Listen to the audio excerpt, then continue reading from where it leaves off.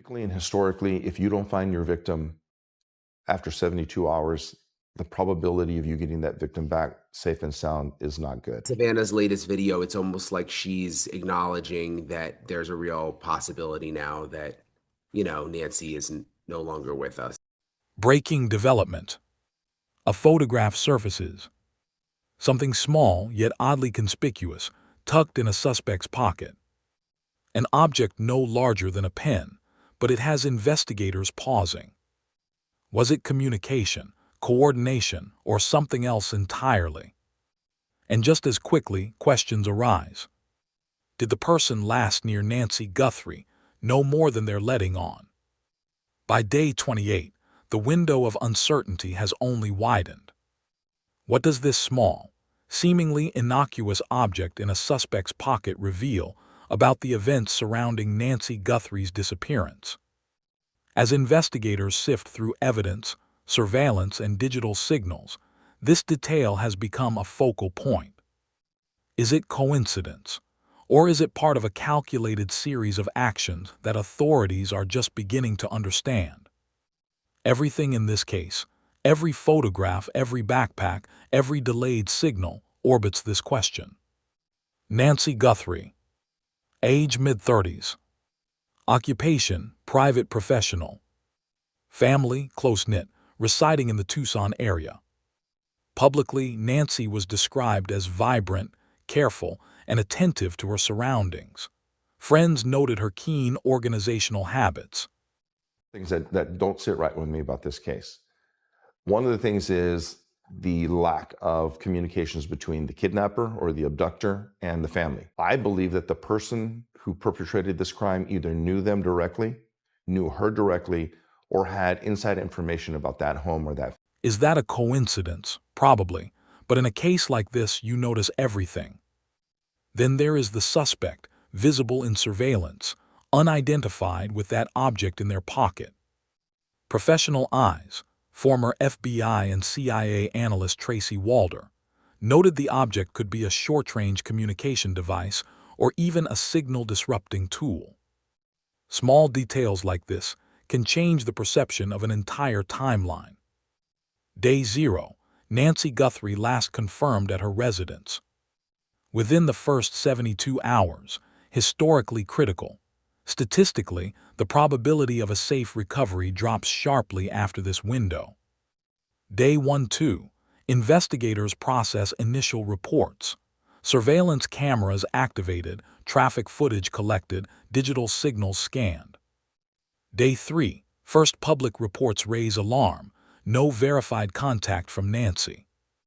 Day 28, investigation shifts to subtle evidence. Surveillance images reviewed in depth reveal a suspect with a full backpack, the small antenna-like object in the pocket, cameras partially obstructed at the home. The crucial window appears to be a multi-hour period immediately following the last confirmed sighting. This is the span when movement, communication, and intent could have been established, yet remains unverified. According to reports from sources familiar with the investigation, the FBI and Pima County Sheriff's Office have reallocated resources, some returning to Phoenix strategically, while a dedicated team remains on the ground. Former FBI-CIA officer Tracy Walder commented that the backpack could contain tools, coverings, or other items facilitating control of a situation. Walder also notes that the pocket object might indicate short-range coordination, hinting at planning rather than random opportunity. Authorities emphasize, no conclusion can be drawn solely from the image. Public statements. No suspects have been identified. The family has been cleared. Yet when law enforcement says cleared, they do not say the family is irrelevant. They mean no current evidence links them. Observers note the phrasing is precise. Nobody is accused, but the absence of explanation raises subtle questions.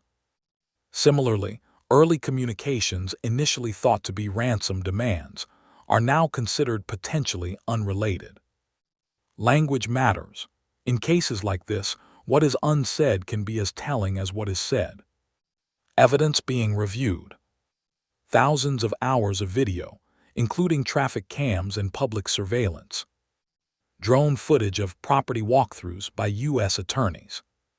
Advanced DNA and genetic genealogy in progress.